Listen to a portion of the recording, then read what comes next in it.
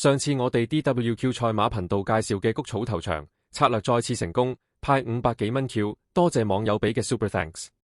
嚟緊星期日，馬會將會越洋轉播日本打吡大賽日以及法國打吡大賽日，合共12場賽事。今次我哋 DWQ 賽馬頻道將會提供呢兩個賽日嘅4格心水，大家記得聽到最尾。S1 第一場，3號瑞士美景，呢匹美國泥地3冠馬王美式法老嘅子嗣，今仗將會強配騎師連達文，揀佢先。7號感恩心愛，上仗跑同長同情初出即勝，係今場嘅實力馬，有力爭勝。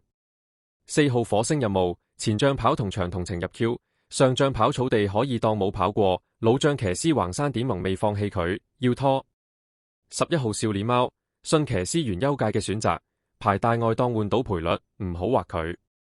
S1 第二場，2號喜氣赤眉，強配騎師李慕華，揀佢先。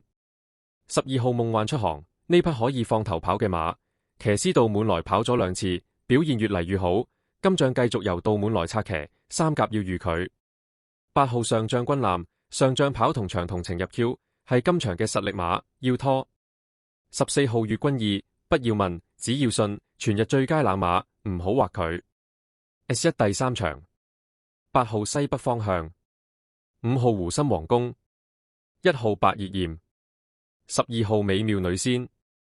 S1 第四場，6號佳節鈴鐺，5號地心理論，16號兩面勝場，8號最頂點。S1 第五場，7號嬌花束，9號月蝕光環，11號絕妙大計，14號一杆即盡。S1 第六場，10號神魔湖，3號進場曲，13號宇宙樂土，18號黑盾。S1 第七場日本打吡大賽，13號北十字星，今次賽前操練比上次更勝一籌，馬匹體重再上升少少，臨場如果場地有變化，會更加適合佢，可作2重彩膽。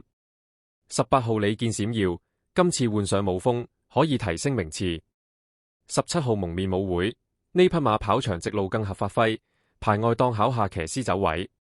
7號博物街，上仗2000堅尼贏得漂亮，爭取2連勝。最後，大家可以參考嘅是法國打吡大賽日嘅4格心水。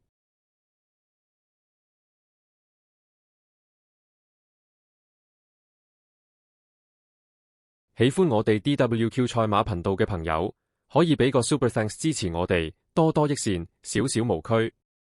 多謝收聽，請訂閱、分享、讚好及留言。